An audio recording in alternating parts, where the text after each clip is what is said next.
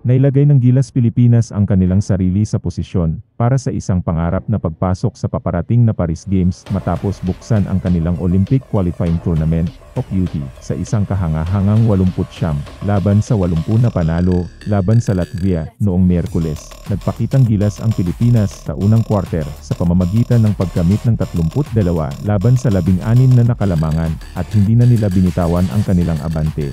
Pinanatili ang 21-point lead hanggang sa huling break.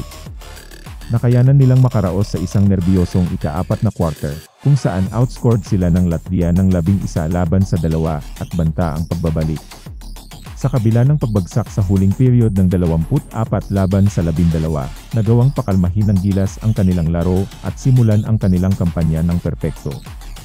Ang tagumpay na ito ay nagmarka ng unang pagkakataon na tinalo ng Pilipinas ang isang European na koponan sa loob ng 64 na taon habang hinahangad nilang tapusin ang 52 taong paghihintay upang makabalik sa Olympic Men's Basketball Tournament. Pinangunahan ni Justin Brownlee ang Pilipinas sa pagkakaroon ng 26 puntos at 9 na rebounds, habang si Kai Sotto ay nag-ambag ng 18 puntos at 8 rebounds. Ang panalo ay lalong kahanga-hanga dahil ang Latvia, na may home advantage sa Riga, ay kasalukuyang nasa ika-6 na pwesto sa FIBA World Rankings. Kahit na wala ang Boston Celtics star at bagong koronahang NBA champion na si Kristaps Porzingis dahil sa injury, ang Latvia ay nananatiling isang malaking hamon.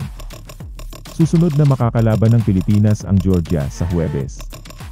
Natalo ng Georgia ang kanilang unang laro laban sa Latvia ng 83 laban sa 55 noong Martes.